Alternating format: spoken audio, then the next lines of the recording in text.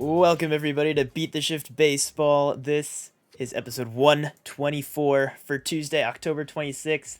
It is World Series time, baby. We are going to break it all down for you today. We got Eddie Rosario versus Yordan Alvarez. There's some other people involved too, but that's the matchup. I don't think anybody's postseason brackets are intact at this point. But yeah, we'll go ahead and dive right into it. Before we do, though, I am going to remind you all to follow us at Beat the Shift BP, Twitter, Facebook, and Instagram, because we want to hear your thoughts on this absolutely insane postseason on the World Series, or if you just want to say hi, at Beat the Shift BP at all those places. All right, let's get to it. Oh yeah, I don't think I introduced our names. I usually do that, but I'm Alex Dewey, and I'm here today with Farbod Markazi and Ray Estrada. What's up, guys? How you doing? Good. Great. Very efficient as per usual. Ray, first of all, Yes. sorry about your loss. How are you feeling? Honestly, kind of relieved that I don't deal with an Astros Dodgers shitstorm of a World Series. So, That's yeah. like, you can only take so much. It would have been one thing if the Dodgers were like fully healthy and like ready to go, but like they were gonna walk into the World Series held together by like duct tape. So, like, not saying it was going to be an unfair fight, but there was caveats like if the Astros had beaten them again. Yeah, that would not have looked good even in the Dodgers' condition, right? If you thought Astros fans were already insufferable, then Yes. man, it could only get worse from there. And Farbod, you haven't had a team in it for a very long time, but Thanks. but I guess your playoff bandwagon team was also rolled by the Braves in the first round, the Brewers. So I don't know. It's one of those cases where like I don't think any of the three of us anyway have much interest in the Braves winning, except for the fact that they're going up against the Astros, and we just can't have them win. Like that's just not allowed. There's little storylines that I'm rooting for. I think Freddie Freeman has shown time and time again he's the nicest man in baseball, and I would love for him to get a ring. Um, I'm also rooting for Jeff Mathis. For those of you that didn't know, he got 9 at bats with the Braves this year. So if the Braves win, he would get a ring. And there's like little storylines here and there. It's not like exactly the series that any of us expected after the Ronald Acuna um, injury. I think if you told us at the beginning of the year that the Braves and the Astros were playing the World Series, that would be conceivable because the Braves were almost there until they got they blew a lead against the Dodgers last year, and then the Astros, even though most of us had them out of the playoffs because of their performance last year. We know how good that lineup can be. We were just wondering if they could have enough pitching, and they've earned their way there. So this is overall, I feel like it's going to be a solid series. I think it's going to be fun to watch. Um, we were talking about it before this podcast, but there's a couple random storylines I'm sure you've all already seen on MLB's Instagram and social media that Dusty Baker, who played for the Braves in in the '60s, is going to be Jesus. managing against Debuted them. for the Braves, Yeah, debuted for the Braves, I think against the Astros, against the maybe. Astros, yeah. In the '60s, is now going to be managing against the Braves um, for the Astros, and I think that's the storyline you can root for. I would love it for Dusty to get a ring. And then Brian Snicker, his son, is an assistant coach on the Astros. So he came out saying someone in the Snicker family is going to have a World Series trophy. We just don't know who's going to own it. So there's little random like family ties and like historic ties here and random storylines to root for. But I've got to say, I think the Braves are America's team right now. Can you guys? Anybody who's playing the Astros is America's team. Yeah. Yeah, like I've got to say, most people outside of the city of Houston are probably rooting for the Braves here, and I mean, you can't really blame them. I think it's going to be a fun series. Yeah, it's I don't know. It's one of those things. If Rudy was here, I know for sure we'd talk about how not having an LA or New York team involved in this World Series will definitely take a hit for the ratings or whatever. But people will still watch it. I agree. I don't think as many You could have people are had going the to be Brewers in like watching. Farbod predicted. if That would, if yeah, it's true. if the Astros are up 3-0 or like 3-1, I have a feeling that series, I mean that game might get very low ratings because I don't think anyone's going to want to watch the Astros win a World Series. No. Um, I I also, a storyline I forgot to mention was, who is Rob Manfred rooting for? Because like I know they're supposed to be impartial, they're Major League Baseball, they're they're the big boys here. But does Rob Manfred really want to be in Houston handing a trophy to the people who he spent so long trying to like crack down on? Like It's just a piece of metal, man. I don't think he it's cares. just a piece of metal. In all honesty, yeah, like no, the thing is, okay, so we can kind of use that as a segue to talk about something that was kind of interesting just throughout the at least the Dodgers and Braves series, more so than the AL side, but just um with big market team bias, I guess, or just I don't know, like biases exist, will exist anywhere, right? What most apparently with like fans of teams that you're rooting for, but even with broadcasts that are meant to be impartial um or like umpires and just like anybody involved, like is there anything to that? Probably not, but for some reason there's just a lot of discussion around very open favoritism towards the Dodgers in particular in that matchup, just because they are, I guess, like the heavily favored team at the very least in terms of TV ratings, right? In the market they're in and just the caliber of uh talent and stars that they have. Um is that something that you kind of pick up on at all or acknowledge, or do you think it's all baloney when people talk about like Dodgers or Yankees bias?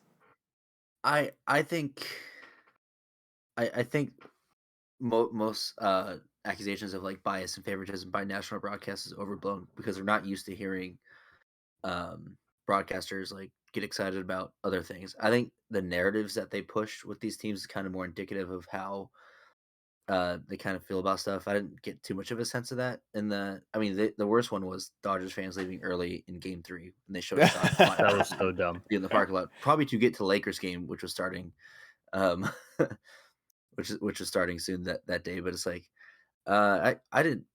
Obviously, it's weird though because TBS is a Atlanta-based organization. Like Turner is out of Atlanta, so I'm sure they didn't mind having Atlanta do well.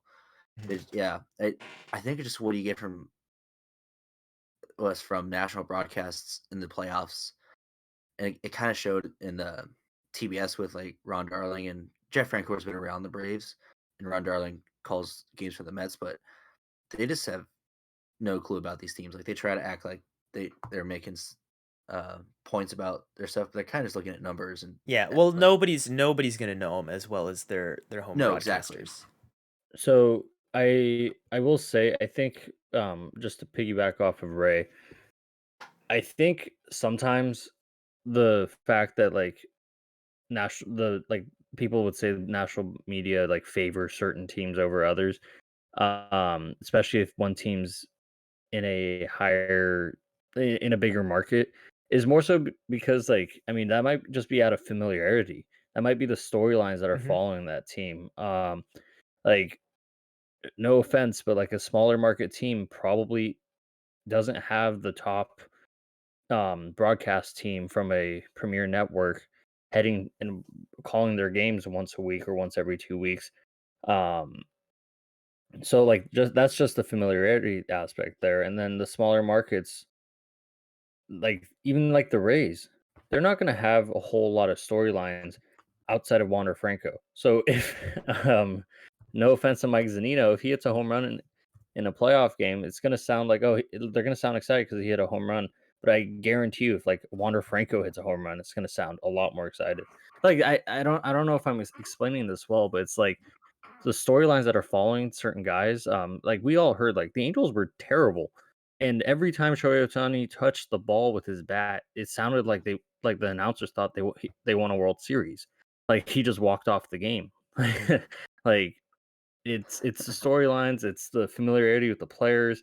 That's some of the stuff that's following, um, like this whole idea of bias and that sort of stuff. Hmm. Yeah, there's very interesting perspectives there on something like that because I think well all of us follow pretty big market teams. We don't have that firsthand experience of like rooting for a team that doesn't necessarily get the level playing field in terms of favoritism, but there's reasons for it, and I think those are valid reasons. Um, yeah, it's just one of those things too, where you look at recent World Series matchups, and there isn't a whole lot of variation in a lot of cases, or even like championship series matchups. Like there's new teams mixing in and out, um, but especially like the last few years, I don't know. Like Tampa Bay is a kind of middle ground one because it is a pretty decent sports market. It's just that particular team in their stadium, and like they just don't have anybody go to their games. They have a decent market there, and they don't spend any money. But like I don't know, we see the Astros every year now, which is kind of we're used to it now, having them as the new enemies, and and the Dodgers too on the other side of things. Well, So I mean, I think you could point to the fact that the teams, not just the Astros, and I know some of you are gonna get mad that I say like competent management, but like as a fan of a team that's been incompetently run for the last 10 years of my life, you little jelly. um, uh, yeah, it like you look at the teams like the Cardinals, who were the standard for like team development, and like building a team up, figuring out putting the right pieces together. Teams like the Giants, the Dodgers, who they've put so much money into it, and like people hate on them because of their payroll, but they have money everywhere into their operation, analytics, everything to make sure they have like a great chance to compete year in year out. The Astros are always there, and then like uh, the Boston Red Sox. 2013 they won it, then they rebuilt, but competed throughout that time. 2018 they won it. That would they kind of suffered some of the Dave Dombrowski general manager style of kind of going downhill after that, but they didn't really go that downhill. They were in the mix again this year, and at times you'll see some teams that just built their team up, um, for a short window, tried to capitalize on the window, and maybe they did, maybe they didn't. Like the Royals or like the soon to be Cleveland Guardians. Uh, but I think more than anything, it's just like a sign of competent ownership, competent management. It's like everyone has their chips where they need to put it. Mm. Yeah, and I'll go ahead and kind of use that as another transitional talking point. Is something that you brought up there with the Red Sox in particular, losing on the AL side in a close series, really, where they exploded offensively in the first part of the series, took took a series lead and then kind of completely went ice cold. But you look at the loss for the Red Sox versus the loss for the Dodgers, two very prestigious, well-renowned organizations, but very different, I guess, interpretations of their losses, because coming into the year, the Red Sox were not looking like they were going to have the tools to take it this far. So it was still seen as a success, really, at the end of the day. Whereas the Dodgers appeared to be on top of the world with the expectations entering the season. And despite having a lot of injuries and roadblocks preventing them from operating at full strength when it mattered the most, they still kind of disappointed with what they had on the field. So, very different, um, just very different interpretations of reaching the same level of competition in the postseason. It's very interesting to think of it in that sense. Like, they had equally successful seasons, but it doesn't feel that way, right? Do you guys agree with that? Definitely doesn't feel that way. Yeah. I mean, No, that's and just comes with.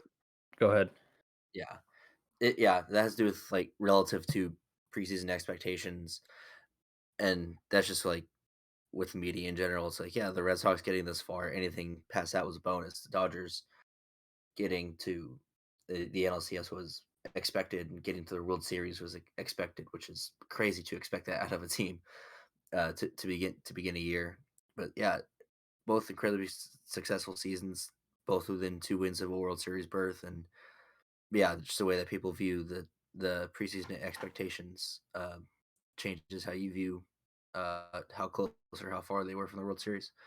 Mhm. Also, the midseason expectations too, because like I said, people expected the Astros to compete at the beginning of the year, but because of the way they started out, I mean, the way they played 2020, it wasn't necessarily, oh, we're gonna definitely foresee an Astros like competing for a World Series. But then by midseason, yeah. Then I think one thing that, as if the Dodgers, because of their preseason expectations, they lost, as if like that narrative couldn't get added on to even more, is the fact that the Braves, they lost their best player. And they went out, made all these moves, and made it further than anyone else probably really expected them to. So I think it's like the team that beat the Dodgers, like that's all that goes into like, oh man, this season was a failure. Like it's the preseason. It's also the fact that the Braves weren't supposed to be here. Yeah, If the Giants beat the Dodgers in the CS, that expectation might have been a little different. It's like, oh well, it was two of the best teams. The Giants came out on top. You know, yeah, I think too. I mean, I'll give some credit to the Braves. Like they people are, oh, the Braves only won 88 games. They had a slow start to the season. They after June they went 50 and Mhm. 32, which is pretty good. That's They went 18 and 8 in August. that's 100+ win pace right there. And Yeah, it was with and no one this wants to team. say anything about It was that. almost two different yeah, teams. as that. Oh, exactly, and that's why people say like, oh well, the Dodgers are hurt, but the Braves didn't have Ozuna because of domestic violence stuff and an injury, and Acuna because he was hurt. It's like, yeah, they replaced them with what ended up being pretty competent pieces in Jock Peterson, Eddie Rosario, Adam Duvall, and then the Jorge Dodgers Soler as lost well.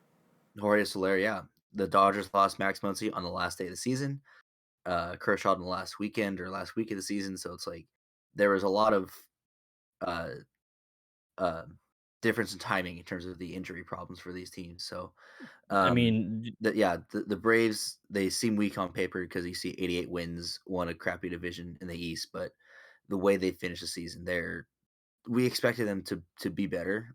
We all expected them to win the East, and they did, not to the level that we thought they would, but they still did, and they're still a really good team.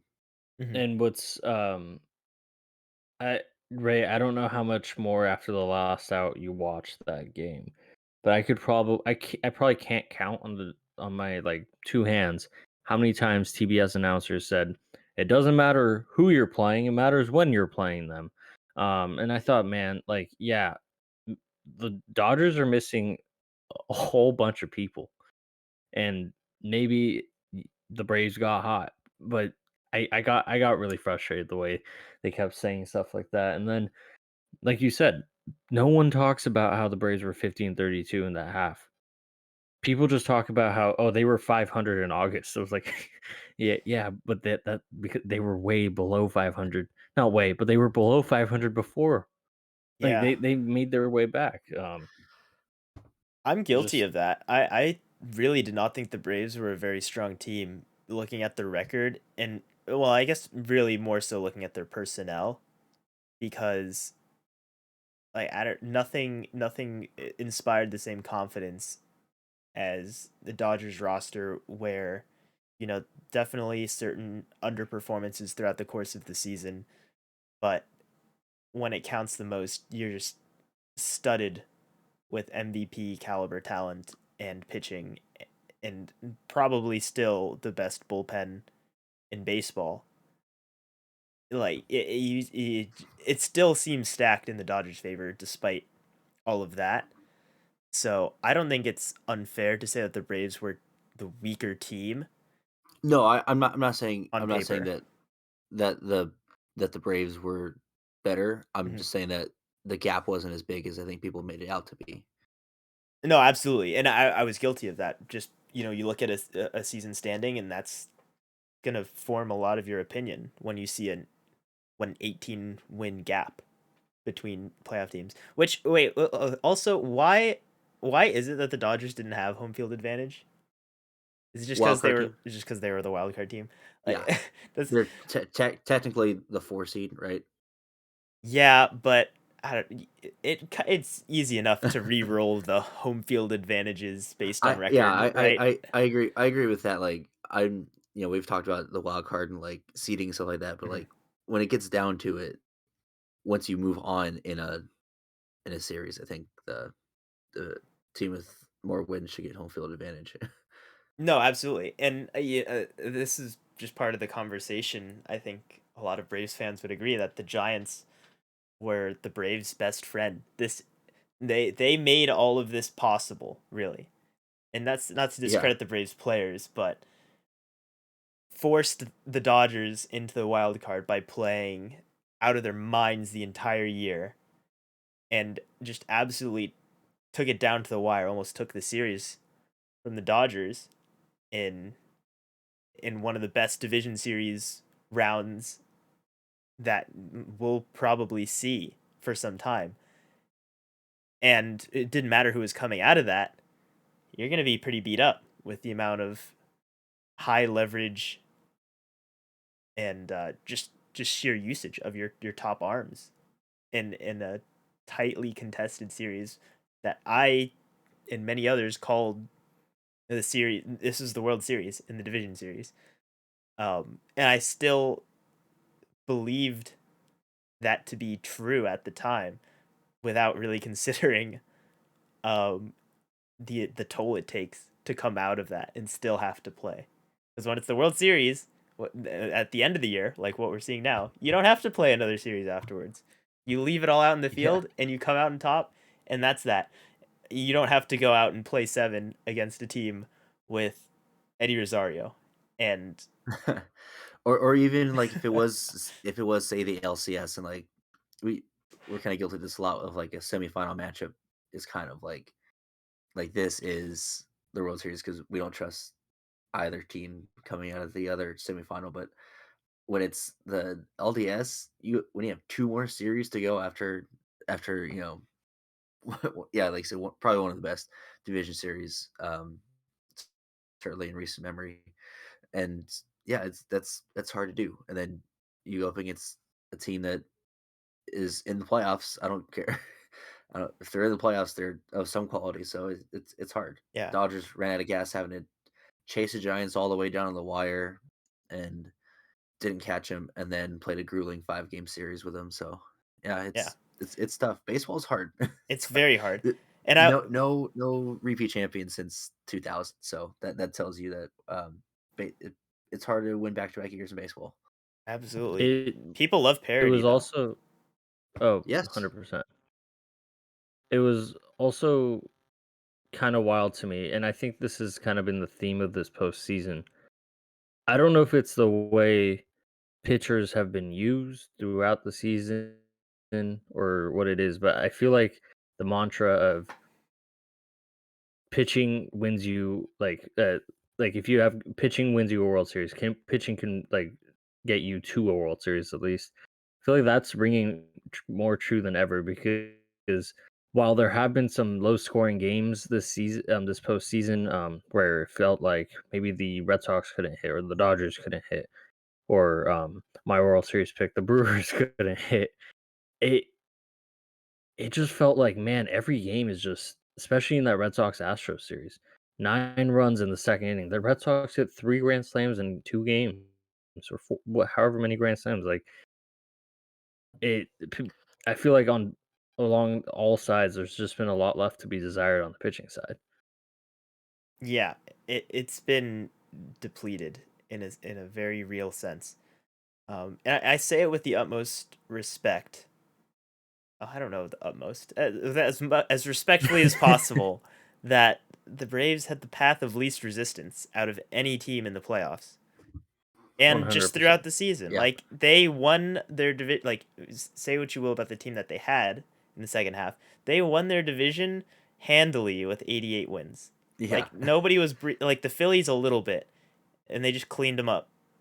And like it wasn't even as down to the wire as some other series that maybe you'd expect from an 88 win team. They didn't have that. But that's They didn't baseball. have a wild card game because they're just like, all right, cool, we won our division. Let's go take it to this Brewers team that doesn't generate any offense, and then we'll go ahead and just take it to whatever depleted powerhouse team we get after they go toe to toe with each other. So, you know, that is just the reality of it. I'm not talking. I'm not trying to talk trash about the Braves. Like they can be back next year, and I wouldn't be shocked. Okay, And they could that's have the kind of talent well they over have. 90 wins next year. It's the 100%. kind I of think talent they it's fair have, to expect well over 90 wins next year, Yes. assuming they bring Acuna especially back, depending on how Acuna bounces back. and if Freeman Yes. comes back, which I think he we all hope he almost will. 100% will. Yeah, um. he's gonna go to the White Sox. I Oh my I god. have I have a question. Yeah. Um, I don't know what you guys think of Dusty Baker, but in his if he wins the ring this year, is he a Hall of Fame manager? Yeah. I don't. Yeah, He has 1987 wins. 6 of his last 7 seasons managing have been over 90 wins. And this is just his second pennant. He hasn't won a World Series. This is the first World Series he's been to since my Angels beat the Giants in 2002.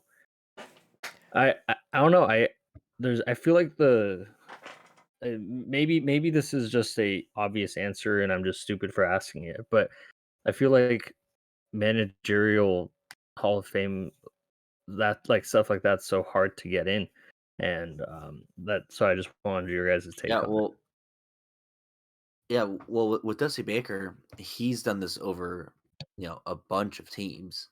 He's with the Giants, the Reds, the Cubs, The Nationals. now the Astros, Nationals. That's right. Yeah, I knew there's another team in there, but it's He managed the Cubs it's yeah. Yeah, like he managed the recently. Cubs from 2003 to Oh, okay. 2006. Okay, so that wasn't in like Yeah, he chronological order. Okay, okay. no No, I always forget his which way the You're jumping around. Reds, Okay, Cubs that's stuff fine. went. I was like, I was just listing off names. Yeah. But yeah, he's done this all. He's not like a Bobby Cox or Tony La Russa who did it. I guess no, La Russa Lewis is a had real great Hall of runs Fame baseball person, as we all know. with both Hall of Famer brother Yep. with Oakland and St. Louis. Bobby Cox did it with the Braves. Got one title. He's a Hall of Fame manager. So yeah, I think Dusty probably needs that title just because he he's done it with so many other teams. Even though I think he has a very good case even Because without a it's because title. But people the Is the he in? voters are stubborn about it, man. Like you gotta show some Yeah. hardware. But well, Is I he in the mean, Hall of it Fame without one? This poor man was fired after 2 seasons with the Nationals, winning 95 and it's 97 games. arguable. Yeah, you get screwed out of that yeah, job, absolutely. but It's yeah. There's very but then few. There's JB very few Martinez names that come won to mind. World Series with that team. There's very few names that come to mind when you think of current Hall of Fame managers or like managers that you think belong in the Hall of Fame. And if that list is short enough, where I don't know, on the short list, Dusty's there. Like how do you not, right?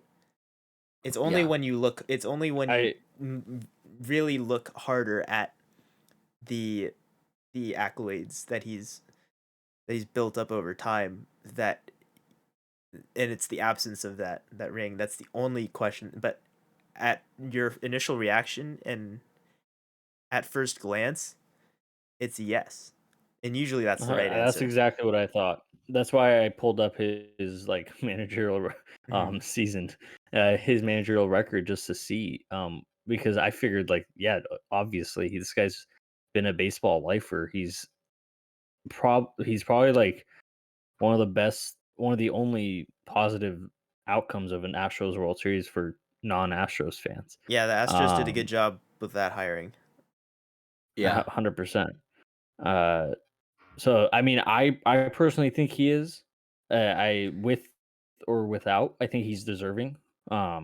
Especially because I mean, mind you, at 71 years old, he was like, hell yeah, sign me up to take over the team everyone hates who just got busted for a cheating scandal. Like, this guy, I feel like he's deserving. I just wanted to see what your guys' take was on it. yeah. Um, I think he's deserving, but like we're saying, the writers or whoever votes on managers might be a little more finicky. Yeah, oh, and I 100%. think it helps that I there's managers come and go. They have certain relationships with people. Like as respected a manager and just a Yeah, person to represent baseball as any that you could ever think. I think that has to count as much as it counts against those considered for the Hall of Fame for really giving baseball a bad name. You look at Dusty Baker, and there's nothing but positivity and just great representation of the sport as a whole. And it's not new school versus old school. It's just about connecting with players, getting the most out of them, and respecting your opponents, respecting everybody around you. That's what respecting the game is. Respecting the game has nothing to do with all these silly rules that we throw around, these unwritten rules. Like that's not what respecting the game is. Respecting the game is just having respect for the people playing it and the people involved that dedicate their life to it and understanding that you're all part of the same the same mission really at the end of the day. And that's to create the best experience possible for people on the field, for us at home that are watching the game, for future generations, like keeping all of that in mind. Like that's where Dusty Baker in my head is a no brainer candidate. Is like that's about as good a model for what you want from a manager as anybody, right? So who absolutely. cares about yeah, the results? We just spent the entire rest of the podcast talking about how difficult it is for a team to win a World Series. Hasn't been done 2 years in a row since 2000. And there's great parity in this game. It's awesome, and it speaks to just how difficult it is to accumulate those types of stats over time. Few have been able to do it, and they're deserving as well. These legendary managers that just seem to always bring home World Series championships, but not everybody can do it, and that doesn't mean they're doing a bad job I either. mean, yeah, just think of how revered. I mean, before all this stuff recently, Tony La Russa was. How revered Joe Torre is and still is. Mhm. Like Bruce Bochy. it's Bruce yeah, Bochy, yeah, hundred yeah. percent. Bruce Bochy's a Hall of Fame manager. Mhm. Like the only reason I asked that is because of that one little caveat that Hall of Fame voters normally will put a pin in it and be like, "Oh, maybe not this year. I'll vote. Like maybe down Yeah. the road. Maybe my perspective will change. I don't know." Well, Also, Uwe, I don't mean to be overtake. Sorry, go ahead. well, I just kind of wanted to add to that point that you made too, with, you know, you talk about the managers that are the ones that are winning these championships are oftentimes going to be the ones that are around for a long time and continue to get jobs. And I think if nothing else, it says a lot about you if teams continue to desire to employ you as their manager, and many teams at that, Yeah. opportunity after opportunity without taking home the biggest prize because of how much respect people have for you and the ability that you have to manage a team, right? So if And anything, I know, it means more that he was able to do what he's been doing for as long as he has, without just the easy resume padding of having World Series titles, right? and yeah, I mean, I know I mentioned this earlier too, and you bring up the fact that it, it says a lot about you as the person as a manager if teams are continuously thinking of you or at least naming you a candidate like of all this. Hmm. I uh I mentioned this earlier in this whole spiel, but for the Astros and whatever people think of the Astros to say Dusty Baker is the guy that we need to take over after this probably one of the worst things that could happen to a franchise. I mean, I know they did it, but come into this whole situation and kind of right the ship. And yes, they went under 500 last year, but the fact that they thought of him, the fact that he was like, sign me up. I think that says a lot Yeah, about the guy he is, and I mean the love he has for baseball too. it was very plainly nobody respects us, like whether or not they feel they deserve it. We need somebody who people respect. That's at the end of the day, like that's really it. And they went and got their guy. Um, so 100%. rooting for Dusty is what it is. Like if you're rooting for the Astros solely because of Dusty, I guess more redeemable, right? But like we just Yeah, mentioned, it's not going to matter. He should be a Hall of Famer regardless. So you can still root Yeah. against the So he doesn't Astros. need this one. You can still you can still root against the Astros and sleep easy knowing that Dusty Baker will be just fine. Okay, okay. okay. So what I was saying was, Uwe, I don't mean to be overtaking the podcast from you, but No, no, no. Go ahead. I was reading this. Depending on how who wins the World Series, I know there's some top tier, and we touched on Freddie Freeman. I personally don't think Freddie Freeman's going to leave if the Braves lose, but there's a chance. Same with Carlos Correa. Mhm. If the Astros lose, do you guys think that's going to change one way or another, depending on if their team loses or not, whether or not they're going to leave? No. And I know, all right, for people who are listening, our free agency podcast is a couple weeks away, but this is just because the World Series is about to happen. No, it's not going to affect anything. It's not. No. No. Really, I kind of foresaw that if Correa and the Astros won, Correa would probably return, or like there would be a higher Wait, you chance think of if he him returning. wins, you think he's more likely to return? Yes, I return okay. to I Houston. honestly think Uh, the Astros have the highest chance of signing Carlos Correa, regardless of whether or not they win or lose. yeah, because nobody wants to touch him. Well, no, that's not why. I think there's going to be lots of teams that would love to have Carlos Correa. In all Oh honesty, yeah. a lot of teams will be A lot of having teams would love to have the conversations. He'll player. he'll have the Now, conversations. The Astros are a team that I think has proven to this point as well that they are willing to pay to keep their core together. And they had too many guys. Like letting Springer walk, I think is an indicator that they want to keep the core of Altuve, Correa, and Bregman because that's a good point. those are their guys. Like, and they have money to spend. Like Springer was they're also the not a older. dumb. They are very far from a dumb team in that respect. So I think they're gonna pay him. And I think Freddie can't loves. say I disagree. I think Freddie loves Atlanta too much to want to leave, and Atlanta's gonna pay him because they did before Freddie Freeman was Freddie Freeman. They paid him. Freddie is one of those guys that I feel like you kind of.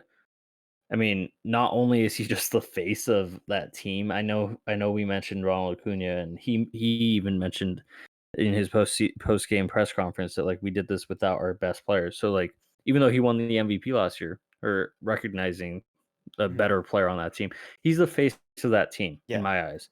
He and the Atlanta Braves are synonymous with one another. So I will be shocked if he signs somewhere else. So for him, I feel like it's for not conclusion that he's going to be back in Atlanta.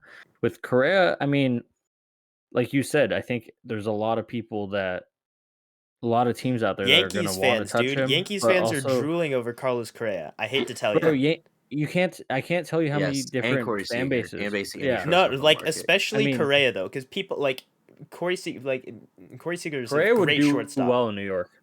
But yeah, like Correa is simply a more athletic, similar injury history, I suppose, to Seager.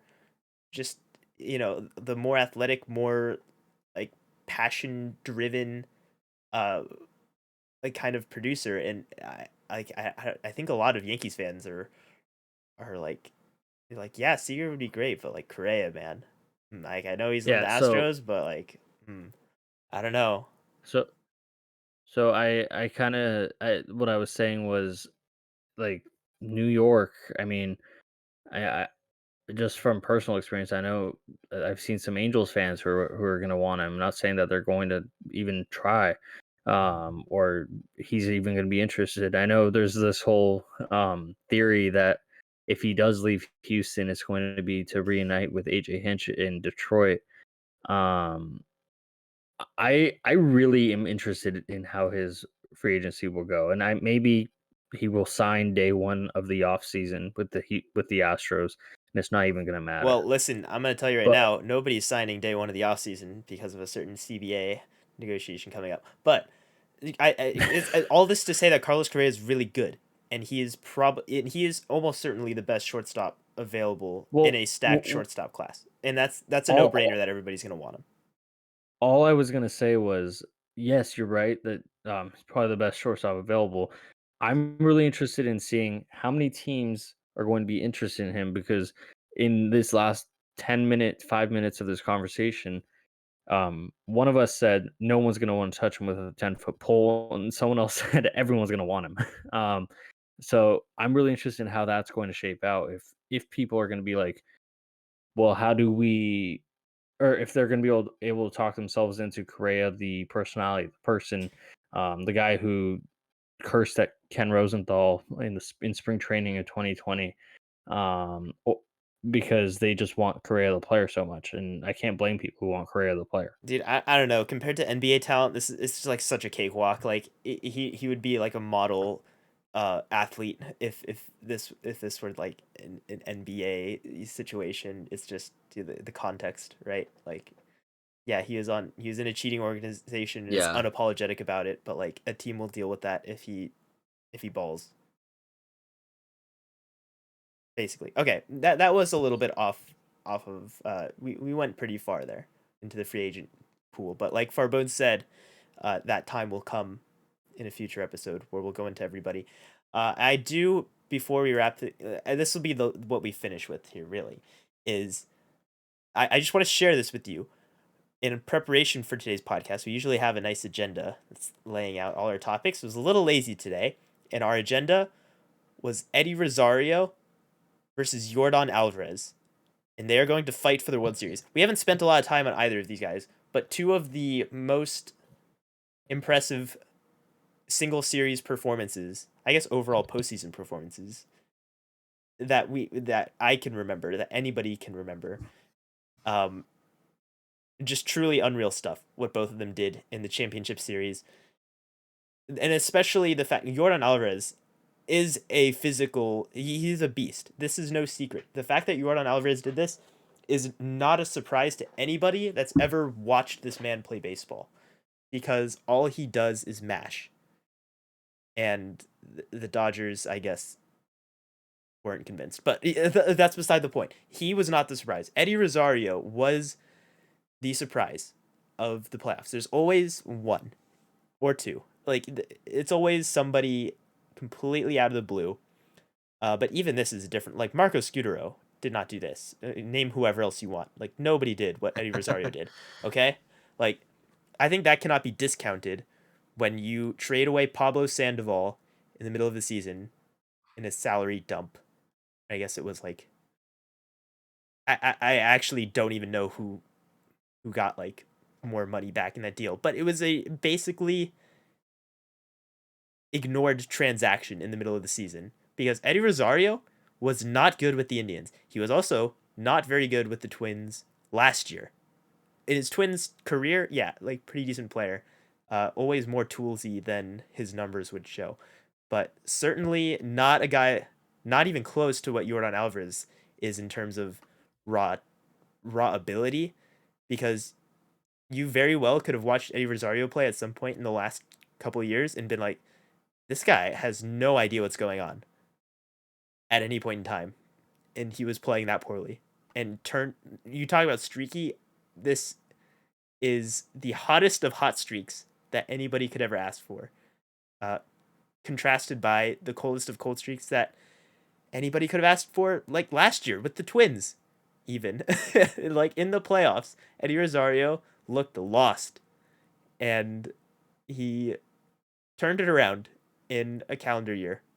So props to him and Alvarez, really. But yeah, like even as a Dodgers fan, Ray, like watching Eddie Rosario, were you just like, I don't understand it, but this is amazing.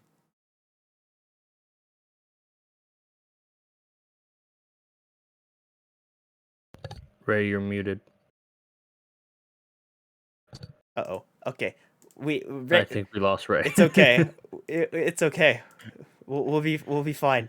Eddie Rosario is insanely good. Do you agree? Like, I watched a lot of this playoffs, and every time Eddie Rosario was up, I asked he's the kind of at bat that you have where you watch it and you're like, why can't everybody just do that?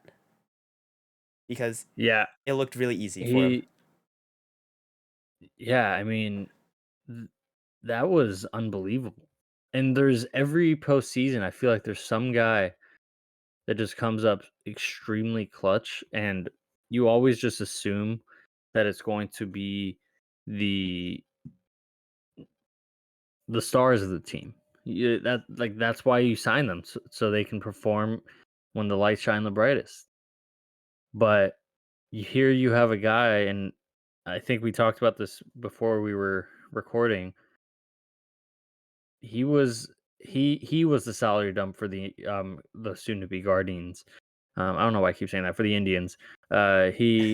His contract is $8 million to this year. To answer your question, Pablo Sandoval's Okay. one. Um, the fact, like the fact that I mean, there's no words. like That's fair. like there's just no words to describe it. And I think the best way is like, this is just baseball. And another great way to describe it is watch him go out, and I don't wish this on him. I don't wish this on the Braves, but watch him go out in the World Series and be completely cold, because that's baseball. And maybe Freddie Freeman goes on a tear, and then everyone's like, "Oh, all is right in the world. The Stars are doing what Stars should do." Um, I think the Dodger fans that I was around during that series, they were pissed off that Eddie Rosario was doing this to them. And in my head, I was thinking, well, if it was Freddie Freeman doing this to them, they wouldn't, like, they would be mad. They would be sad that their team's struggling. But I don't think they would be like as Just upset, because baffled. they, like, yeah, I mean, we were all baffled. Like, I can't tell you how many times I heard they traded him for a bag of peanuts. Like, or they traded Which for him for a bag of it's peanuts. pretty Like, funny that the bag of peanuts that they traded, Was Pablo Sandoval, yes. postseason god in his own right. World Series MVP. Yep. And then that's probably why they got him in the first place. It was like, he's just a good guy to have around, and he can hit when it matters the most. And they're like, nah, let's try with this guy. Let's see what he can do. And they got that Yeah, I think instead. I think people forget too that Eddie Rosario is a very capable player in Minnesota and had like what he did in Cleveland was not the norm for No, what his but career's been so far. extremely streaky player in his Oh career. yes, And he got hot at the right time. That's really all the Braves did with all their outfielders is they needed a new outfield, and they high rolled. They went for the streaky Adam Duvall, pretty streaky hitter. Jorge Soler, very streaky hitter. Jock Peterson, I don't know if streaky's the right word for it. over. Jock like just balls out when you need him to the most, it seems. And it could have collapsed on them completely, but it worked out. Like pretty much every single outfield acquisition they made hit.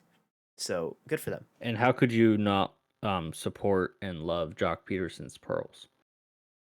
He's a That bad bitch. Yeah, that pearl necklace, it's incredible.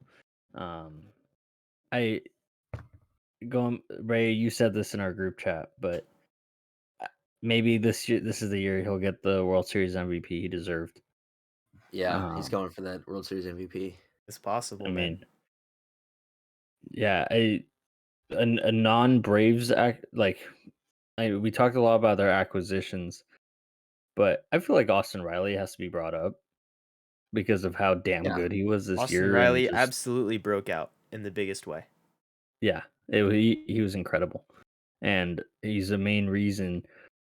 I think his production helped salvage some of what they were what they were scared of, like losing with Ronald Acuna going out. And I understand who Yes. Ronald Acuna is and the player he is, but the fact that Riley at 24 did what he did, impressive, very amazing. And also, we mentioned that they retooled their outfield. They not only made up for Acuna, they straight up just improved in areas that they like. Didn't they start the year with Ender Inciarte again? It was just a Yep. black hole in the lineup. So yeah, so you replace Acuna with a combination of Rosario, Peterson, and Net and Ozuna and as well, but Duvall, Soler, Peterson, Rosario all also make your three outfielders collectively better because you don't have Inciarte Yeah. clogging up the 8th spot. It really does take a lot to go right to get to this point, and Yes. they are. All their guys came to play. Like, we haven't said Dansby Swanson's name once. He's been very good for them. He does Dansby Swanson things. Ozzy always does Ozzy always things. And then Yeah. And then I guess mean, before, unless you have anything else to add, I'll just throw out there I too, on the pitching side of things, Charlie Morton, third straight World Series with a third different team. That's nice. Good job, bud. that's some JJ Redick stuff, man. For real. And the Astros will be without Garrett Lance Blunt. McCullers for this round as well, which is not surprising. It seemed like a pretty significant injury that he had that knocked him out before the championship series. But they're going to be running on a lot less pitching, it seems, than the Braves. But Framber Valdez and Luis Garcia, very, very impressive performances in the championship series, and that's what they'll need. So that's the pitching side of it. Much less interesting. So I'm not going to talk a lot more about it. So if you guys have anything else to add on just players to watch or interesting nuggets to keep an eye on, then share them. I don't have any of those. Oh, dang but it. You brought up Dansby Swanson. I was just gonna say, Ray saying Dansby Swanson doing Dansby Swanson things warms my heart because this is the same man who got drafted and then traded for Shelby Miller. So, shout out Arizona Diamondbacks. I hope you're doing well somewhere without Dansby Swanson. A lot has to go right, and that includes in trades from years ago, and that one was kind of a no-brainer. So good job to the Braves for getting to where they are. Good job to the Astros, I guess, for getting to where they are. But very, very loudly and outwardly rooting against the Astros, even now. So, yeah, that's gonna do it for our podcast today, everybody. If you did stick around this long, thank you so much. We do appreciate it. Feel free to leave some comments, leave a rating, maybe wherever you're listening. And yeah, once again, at Beat the Shift BP on Twitter, Facebook, and Instagram. We want to hear what you have to say about this World Series. And I don't know, the baseball season's coming to a close. It's always a sad time, but we'll enjoy one more series together. All right, that is going to do it for today. Thank you, everybody, one last time. As always, Farbod. Peace.